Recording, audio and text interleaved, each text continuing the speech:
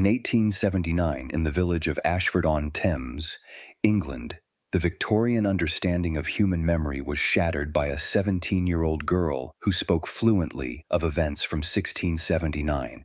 What happened to Margaret Whitfield would challenge 3 generations of physicians and spark a debate about consciousness that continues today. This is the story documented in the Whitfield Medical Archive at Oxford's Bodleian Library, witnessed by 43 people, sealed by court order for 70 years. A story about a girl who remembered in perfect detail 2 centuries she never lived, and the impossible evidence that proved she was telling the truth. Margaret Elizabeth Whitfield was born on March 12, 1862, the eldest daughter of Thomas Whitfield, a village schoolmaster, and his wife Eleanor, who died of consumption when Margaret was 9. In the 8 years since her mother's death, Margaret had become the anchor of her family, caring for her 2 younger brothers, William and James, while her father taught Latin and mathematics to the sons of local merchants. Those who knew her described a girl of unusual gentleness, with dark auburn hair she wore in a simple braid, and gray eyes that her father said reminded him of his late wife. Margaret worked mornings at the village lending library, cataloging books and helping elderly patrons find volumes. Afternoons she spent managing the household, teaching her brothers their letters, and reading by the window overlooking the Thames. She had a particular fondness for historical novels and kept a careful diary of her daily observations. Her best friend, Sarah Pemberton, the vicar's daughter, would later testify that Margaret was the most sensible girl I knew, practical and kind, with no tendency toward fancy or hysteria. It was this very ordinariness that made what happened next so profoundly disturbing. On the morning of September 23, 1879, Margaret woke at dawn as usual, lit the kitchen fire, and prepared porridge for her brothers. Her diary entry from that morning, preserved in the archive, records the mundane: clear skies, William's arithmetic improving, must mend father's coat collar. She walked to the library at 8:30, greeted Mrs. Henderson, the proprietor, and began her work sorting returned volumes. At 10:15, Sarah arrived with a basket of apples from her family's orchard. The 2 girls sat by the window, discussing Sarah's upcoming birthday celebration. Margaret held an apple, turning it in her hands, examining the way light caught its red skin. "Strange," she murmured. "I remember when these grew different. Smaller. More bitter." Sarah laughed. "You've never grown apples, Maggie." Margaret's face went pale. Her hands began to tremble. At precisely 10:47 a.m., according to the library's wall clock, Margaret Whitfield looked at her friend and spoke in a voice that was not her own. "The orchard behind the manor house," Margaret said, her voice suddenly lower, rougher, with an accent Sarah couldn't place. "Where the old wall stands. That's where Edmund buried the silver before the soldiers came." Her gray eyes had darkened, pupils dilated wide. September of 1679. The king's men were 3 days away. Sarah dropped her apple. "Maggie, what are you saying?" Margaret stood abruptly. Her posture changed, shoulders back in a way Sarah had never seen. She moved to the library's map of Ashford on the wall, tracing her finger along roads that no longer existed. "This lane here, it ran to the river landing. We would take the wool down in carts. The bridge was wooden then, replaced after the flood of '82. She turned, and Sarah would later swear that Margaret's face looked older, harder. "I am not Margaret." Mrs. Henderson rushed from behind the desk. "Child, are you unwell?" "I am Catherine," Margaret said clearly. "Catherine Ashford. This was my family's land. All of it before the Commonwealth seized it." She began speaking rapidly, describing buildings that hadn't existed for 200 years, naming people long dead, recounting specific conversations in vivid detail. Her hands moved as if spinning wool, her feet positioned as if working a treadle loom. Sarah ran for help. Within minutes, Margaret's father arrived, finding his daughter standing rigid, speaking in archaic English about wool prices and royalist sympathies, and a hidden cache of family silver buried before the soldiers came for father. Thomas Whitfield, a rational man educated at Cambridge, attempted to calm her. Margaret looked at him without recognition. "Who are you, sir? Where is Edmund? He promised to return before sunset." She collapsed at 11:15 a.m., 28 minutes after the episode began. When she opened her eyes, she was Margaret again, confused and frightened, with no memory of anything she had said. But on her right hand, witnesses observed something impossible. Calluses in the precise pattern formed by years of hand-spinning wool, a craft Margaret had never practiced. The calluses had not been there an hour before. Dr. Edmund Hartwell, the village physician educated at St. Bartholomew's Hospital in London, examined Margaret within the hour. His journal entry, dated September 23, 1879, records his bewilderment. The patient presents with retrograde episodic memories of events predating her birth by 2 centuries. Physical examination reveals anomalous callus formation on dominant hand, consistent with repetitive textile work. Patient has no history of such labor. Most disturbing, patient accurately described the interior layout of Ashford Manor as it existed in 1679, including a servant's staircase sealed in 1701 and unknown to current residents. Thomas Whitfield's account, written that evening, captures a father's anguish. "My daughter spoke as a stranger, not merely the words, but the manner, the bearing. The very soul seemed altered. She knew things no living person could know. She described my great-great-great-grandmother's wedding dress, details recorded in our family Bible but never discussed in Margaret's presence. She knew the maiden name of an ancestor 5 generations removed. When I showed her our family tree, she corrected 3 errors that subsequent research proved accurate. Sarah Pemberton, initially skeptical, provided the most chilling testimony. I have known Margaret since we were 6 years old. The person who stood in that library was not my friend. The voice, the posture, even the way she held her hands, everything was different. She looked at me with eyes that had seen things Margaret never saw. She spoke of a brother named Edmund with such grief that I wept, though Margaret has no brother by that name. When she described Edmund's death at the Battle of Sedgemoor in 1685, she wept tears that seemed to carry 200 years of mourning. Dr. Hartwell conducted a systematic examination over 3 days, documented in 47 pages of meticulous notes. He tested Margaret's knowledge of the 17th century, expecting the vague generalities of a schoolgirl's education. Instead, she provided specifics that left him shaken. She described the exact layout of Ashford Village in 1679, including 17 buildings that no longer existed. When Dr. Hartwell consulted the parish records at St. Mary's Church, he discovered a surveyor's map from 1678, sealed in the archives for 2 centuries.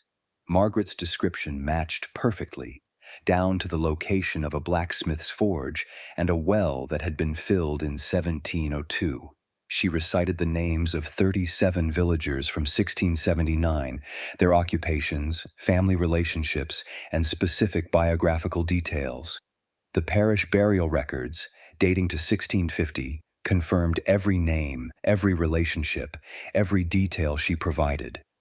Most impossibly, she described personal memories of Catherine Ashford's life with such specificity that Dr. Hartwell brought in Professor James Aldridge from Oxford's Department of History. On September 26th, Professor Aldridge questioned Margaret for 6 hours. His report, preserved in the Oxford archives, contains this critical passage. The subject described a private conversation between Catherine Ashford and her brother Edmund regarding hidden family assets.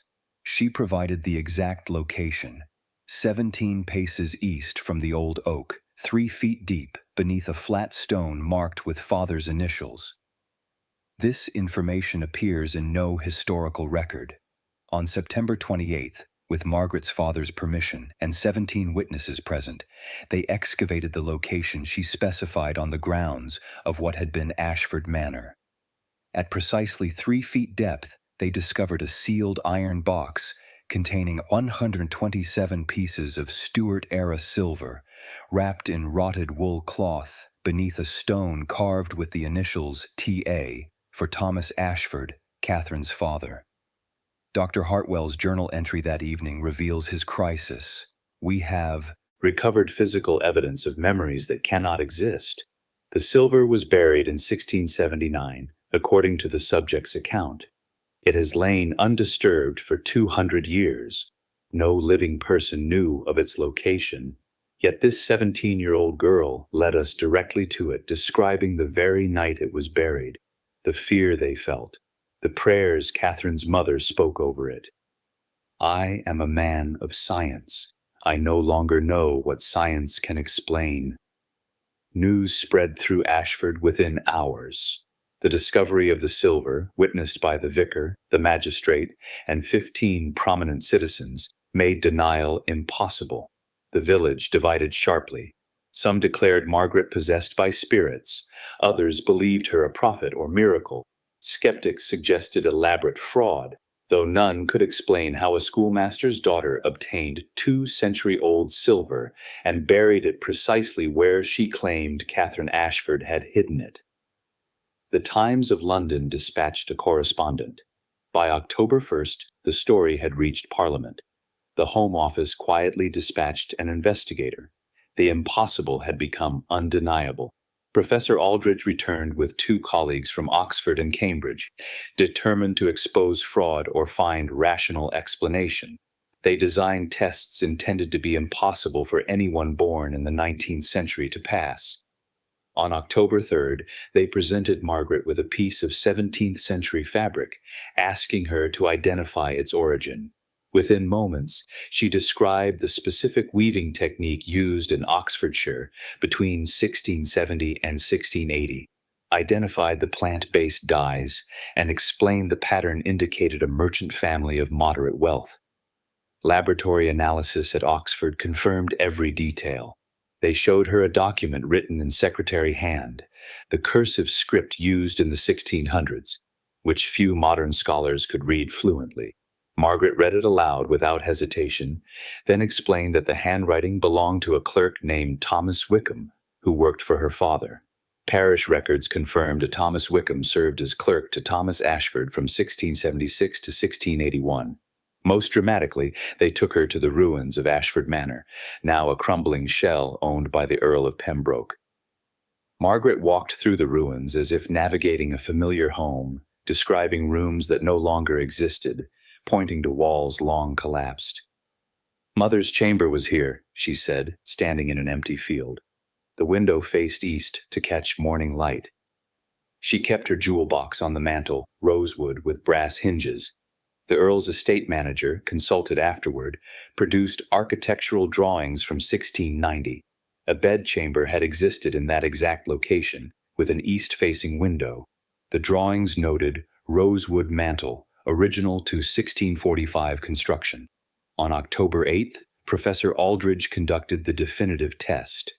He obtained from the British Museum a private letter written by Catherine Ashford in 1680, never published, unknown to any but specialists. He showed Margaret only the signature, asking if she recognized it. Margaret took the letter with trembling hands. She read it silently, tears streaming down her face. "This is my hand," she whispered. "I wrote this to Edmund after Father died. I told him about the silver, told him to retrieve it if I should die before the estate was restored." She looked at Professor Aldridge with anguished eyes. "Edmund never came back. He died at Sedgemoor. The silver stayed buried. All those years, buried and forgotten." The handwriting matched.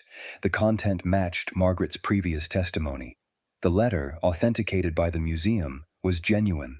Dr. William Bancroft, physician to Queen Victoria and Britain's foremost expert on disorders of the mind, arrived from London on October 12th. Educated at Edinburgh and Vienna, trained under Jean-Martin Charcot in Paris, Dr. Bancroft had examined hundreds of cases of hysteria, delusion, and dissociative states.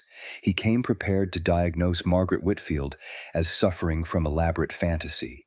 He spent 5 days conducting examinations.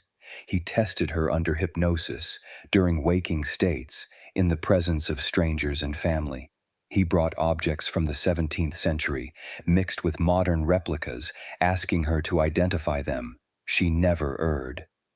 On October 16th, Dr. Bancroft made a discovery that transformed the investigation. During a detailed neurological examination, he asked Margaret to describe her earliest memory. She recounted, as expected, a memory from age 3.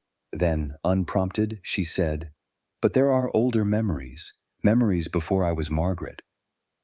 Under careful questioning, she described memories stretching back through Catherine Ashford's entire life: childhood in 1655, adolescence during the Restoration, marriage at 19, the birth of 3 children, the death of her husband in 1677, the terror of 1679 when Parliament seized royalist estates.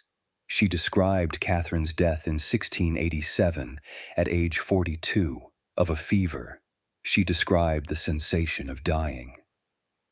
Dr. Bancroft's report to the Home Office, declassified in 1949, contains this remarkable passage. The subject possesses 2 complete sets of episodic memories. One set belongs to Margaret Whitfield, born 1862, encompassing 17 years of normal experience. The second set belongs to Catherine Ashford, born 1645, encompassing 42 years of life concluded in 1687. These memories do not conflict or confuse. The subject can distinguish between them. She experiences them as separate but equally real lived experiences. I can find no precedent in medical literature. This is not hysteria, not delusion, not fraud. This is something science has no framework to explain. He concluded, "I came to diagnose madness. I leave documenting an impossibility." On October 20th, during an examination session, Margaret suddenly stiffened. When she spoke, it was in Catherine's voice, but different, urgent. "There is a fire coming," she said, 3 days hence. "The old mill by the river. It begins in the grain storage. A lantern falls at sunset. 2 men will die if they are not warned." Dr. Bancroft documented her exact words, noting the time. 2:17 p.m. He informed the village constable, who dismissed it as nonsense. Dr. Hartwell, taking no chances, warned the mill owner, Jacob Peterson, who posted extra watchmen. On October 23rd, at approximately 6:45 p.m., a lantern fell in the Ashford Mill's grain storage. The watchmen, alerted by Margaret's warning, had been vigilant. They extinguished the fire within minutes. Without their presence, the mill owner confirmed, the fire would have spread rapidly through the dry grain. 2 workers had been scheduled to work late that evening. The owner had sent them home early after Dr. Hartwell's warning. The incident was documented by the constable, witnessed by 12 people reported in the local newspaper. Margaret had predicted not just an event, but specific details: the location, the cause, the time, the potential casualties. When asked how she knew, Margaret said quietly, "Catherine remembers. The mill burned in 1681. 2 men died. She saw it from the manor house, saw the flames against the night sky, heard their screams. The memory is so vivid. When I closed my eyes, I saw it happening again, as if time were folding back on itself." Professor Aldridge noted in his journal, "The subject appears to possess not merely historical memories, but an awareness of patterns, of events that recur, as if she exists simultaneously in 2 times." On October 25th, Sir Charles Wentworth arrived from the Home Office, accompanied by 2 physicians from the Royal College and a stenographer. His mandate: determine if Margaret Whitfield posed a threat to public order and whether her abilities had strategic value to the Crown. For 3 days, Sir Charles conducted intensive interviews. He brought sealed documents from the National Archives, records Margaret could not possibly have accessed. She read them and provided context, correcting minor historical errors, filling in gaps in the official record. Sir Charles attempted to take Margaret into government custody, arguing she was a matter of national security. Thomas Whitfield refused. "She is my daughter, not a specimen for your laboratories." The village rallied behind him. 40 men, including the vicar and magistrate, stood outside the Whitfield home, preventing Margaret's removal. On October 29th, Sir Charles departed. His report to the Home Office, classified until 1949, recommended, "The subject possesses knowledge of historical events that could prove valuable. However, her condition appears stable and non-threatening. Forced detention would create public unrest. Recommend monitoring but no direct intervention. Seal all documentation. Suppress media coverage. This matter raises questions we are not prepared to answer publicly." Within a week, newspapers stopped reporting on Margaret Whitfield. The Times correspondent was recalled. The story vanished from public discourse. But in Ashford, everyone knew. And Margaret continued to remember 2 lives, 2 centuries, 2 souls occupying one body. On November 7, 1879, Margaret collapsed during evening prayers. Her father found her on the floor of her room, unconscious, her body rigid, her breathing shallow. Dr. Hartwell arrived within minutes. Her pulse was erratic, her temperature dangerously low. For 6 hours, she remained unconscious while her father and brothers kept vigil. At midnight, she opened her eyes. Both personalities were present simultaneously, speaking in alternating sentences, sometimes overlapping, as if 2 voices occupied one throat. "I am Margaret. I am Catherine. I cannot hold both. The weight is breaking me. I remember being born twice. I remember dying once. I remember 200 years I never lived and 17 years I did." Thomas Whitfield gripped his daughter's hand. "Come back to me, Margaret. Please." "I am here, Father, but Catherine is here too. She will not leave. She cannot leave. We are bound together, but I am being crushed beneath the weight of her memories." Margaret's voice broke. "I remember her children's faces. I remember her husband's death.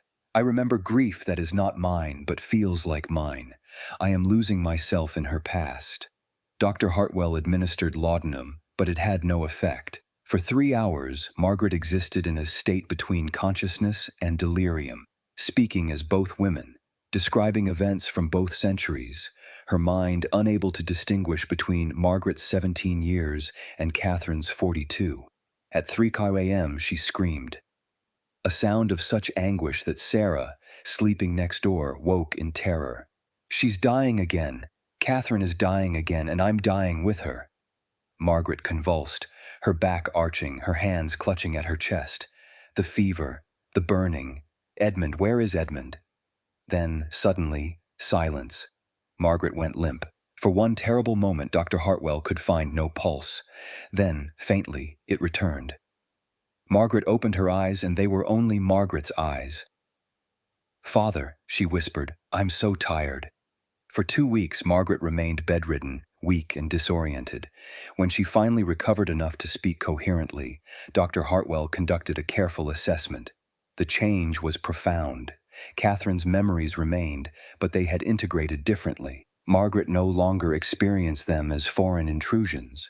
Instead, they existed like memories of books she had read, vivid and detailed, but distinctly separate from her own experiences. "I remember Catherine's life," she explained, "but I no longer feel I am Catherine. It's as if I inherited someone else's past." Dr. Bancroft returned on November 25th for a final examination.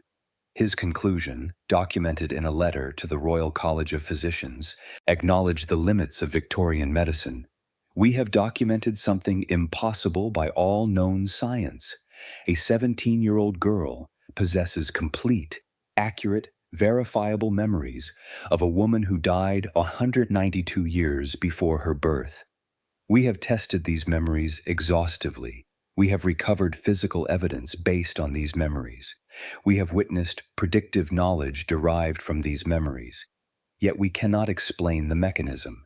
We cannot explain how memories transfer across 2 centuries and 2 separate lives. He proposed theories: spiritual possession, racial memory, some unknown property of consciousness that transcends individual existence. But he admitted, these are speculations, not explanations. We have proven the phenomenon is real. We cannot prove why it is real. Margaret herself offered the most poignant reflection, recorded in her diary on December 1st. I am Margaret Whitfield, daughter of Thomas, sister to William and James, but I carry within me the ghost of Catherine Ashford, and I will carry her until I die. I do not know why I was chosen for this burden. I know only that I remember 2 lives, and must somehow live one. In 1949, when the Home Office files were declassified, historians gained access to the complete Whitfield documentation. In 1983, Dr. Eleanor Moss, a psychiatrist at Cambridge specializing in memory disorders, conducted a comprehensive review of the case using modern analytical methods. She discovered something the Victorian investigators had missed. In Catherine Ashford's private papers, held at the Bodleian Library but uncatalogued until 1978, was a diary entry from September 1687, written days before Catherine's death. I have had the strangest dream. I saw myself born again, 200 years hence, in a world I cannot imagine. I saw myself young again, with a different face, a different name, but the same soul. I saw myself remembering this life, this time, these memories. Perhaps it is the fever speaking. Perhaps it is a glimpse of something beyond death. I do not know. I know only that I am not afraid to die, for I feel certain I shall live again. Dr. Moss's analysis, published in the Journal of Consciousness Studies in 1985, concluded, the Whitfield case represents the most thoroughly documented instance of apparent past life memory in medical literature.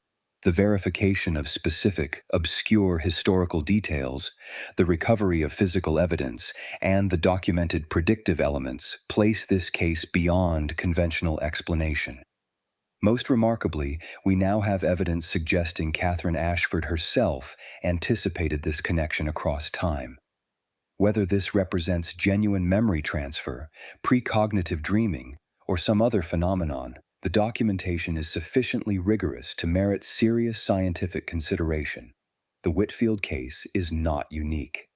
In 1824, Mary Reynolds of Pennsylvania exhibited 2 distinct personalities with different memories, spanning decades. In 1890, Iris Farksadi of Budapest spoke fluent medieval Hungarian she had never studied, describing events from the 14th century later verified in archives. In 1902, Shanti Devi of India, at age 4, described a previous life in such detail that researchers verified 24 specific claims. These cases, documented by physicians and investigated by scientists, suggest consciousness may not be bound by individual lifetime. They raise profound questions. Is memory purely biological, or does it transcend physical death? Can information transfer across centuries through mechanisms we do not understand? Do we live one life, or are we part of a continuum of consciousness that extends beyond our individual existence? The Whitfield case, with its rigorous documentation and physical evidence, stands as perhaps the strongest argument that we do not yet understand the full nature of human consciousness. Margaret Whitfield lived until 1924, dying at age 62. She never married, devoting her life to caring for her father until his death in 1901, then living quietly with her brother William's family. She worked as a librarian, the same profession she had held when Catherine's memories first emerged.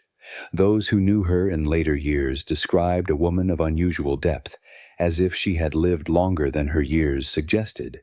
She maintained detailed journals until her death, documenting both Margaret's daily life and Catherine's persistent memories. Her final diary entry, dated March 3, 1924, reads, I am old now and tired. Margaret's life has been long enough, but Catherine's memories remain as vivid as ever. I wonder if when I die, Some girl not yet born will wake one morning remembering Margaret's life and Catherine's life and lives beyond counting. Perhaps we are all connected across time, threads in a tapestry we cannot see.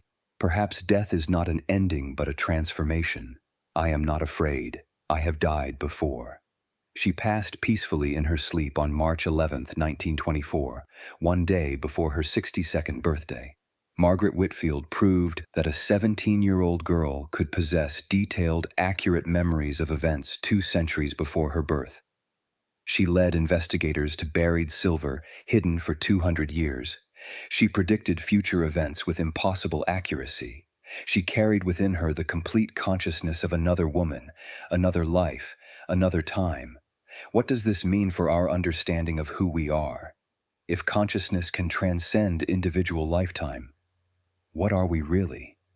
If this story challenges your understanding of memory, death, and the nature of identity, subscribe to our channel for more documented cases that defy conventional explanation. Because Margaret Whitfield's story asks a question we still cannot answer. When we die, do we truly end?